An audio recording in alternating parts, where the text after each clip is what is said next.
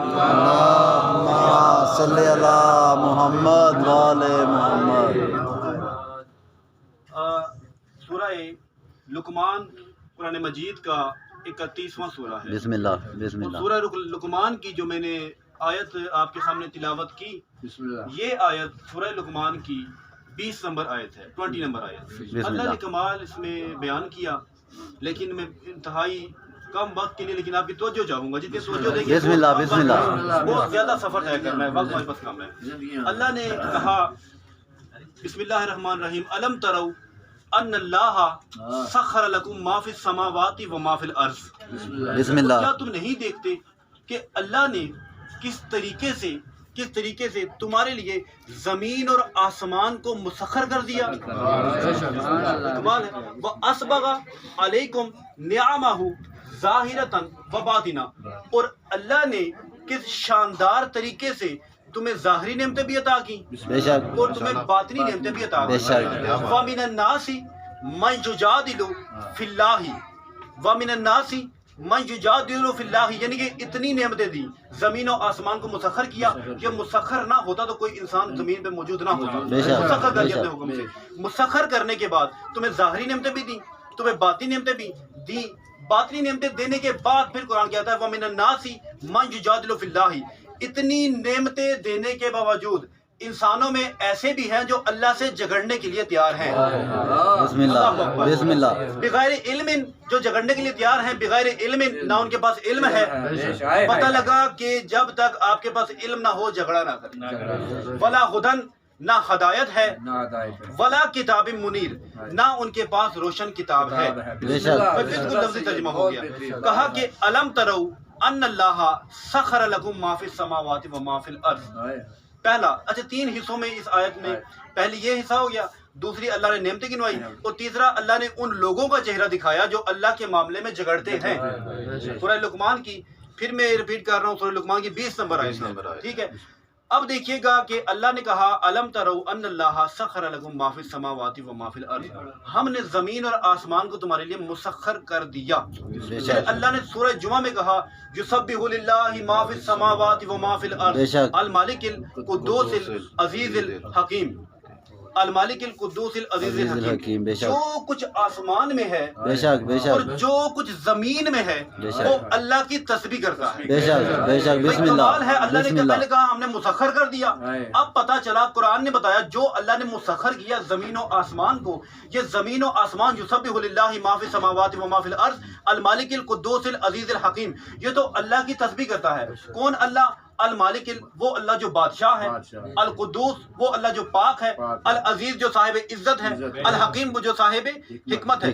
هو الذی بعث فی الامیین، هو الذی، وہی اللہ، هو الذی، بھائی کمال ہے، ہو میں ہوں کو سمجھیے گا، پھر میں بھی جاؤں گا۔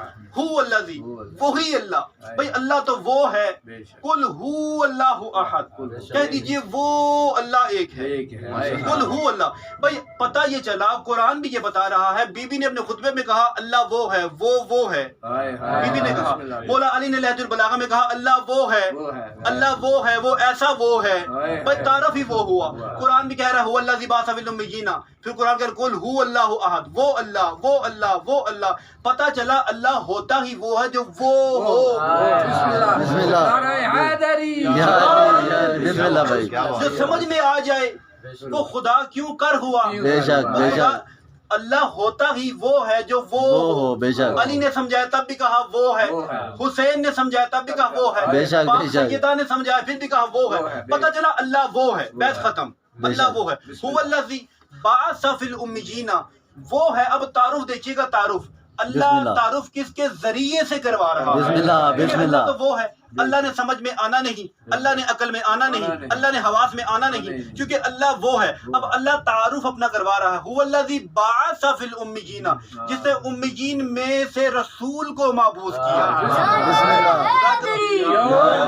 ایسا کمال ہے میرے اللہ کا رسول کہ جس کے ذریعے سے اللہ خود پہچانا جا رہا ہے۔ بسم اللہ بسم اللہ بھائی بسم اللہ۔ اللہ نے ذریعہ کیسا تلاش کیا؟ هو الذی بعث فی الامیین، وہی اللہ جس نے امیین میں سے رسول کو مبعوث کیا۔ بے شک۔ کیوں مبعوث کیا؟ یتلو علیہم، تاکہ آیات کی تلاوت بسم اللہ کرے، بسم اللہ۔ ویزکیہم، اور نفسوں کا تزکیہ تزکیہ کرے، کرے بالکل۔ وَيُعَلِّمُهُمُ الْكِتَابَ وَالْحِکْمَةَ، کتاب اور حکمت کی تعلیم دے۔ تعلیم دے، بے شک بے شک۔ اچھا کمال یہ ہے، هُوَ الَّذِي بَعَثَ فِي الْأُمِّيِّينَ، اللہ نے رسول کو امیین میں سے مبعوث کیا۔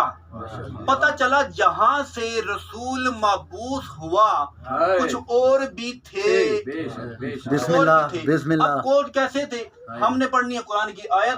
بسم اللہ۔ اب سورہ بقرہ میں اللہ نے کہا وَإِذْ قَالَ رَبُّكَ لِلْمَلَائِكَةِ إِنِّي جَاعِلٌ فِي الْأَرْضِ الْخَلِيفَةَ بسم اللہ۔ وَإِذْ قَالَ رَبُّكَ لِلْمَلَائِكَةِ إِنِّي جَاعِلٌ فِي الْأَرْضِ الْخَلِيفَةَ، اور خلیفہ کو حضرت آدم علیہ السلام کو اللہ نے کہا، فرشتوں سے کہا کہ ہم زمین پر ایک خلیفہ مقرر کرنے لگے ہیں۔ بھائی توجہ رکھیں، تو ہم خلیفہ کو یعنی کہ آدم علیہ السلام کو فرشتوں سے اللہ کہنے لگا اذ قال ربک للملائکۃ، اور اللہ نے فرشتوں سے کہا انی جاعل فی الارض خلیفہ، کہ ہم زمین پر ایک خلیفہ بھیجنے والے ہیں۔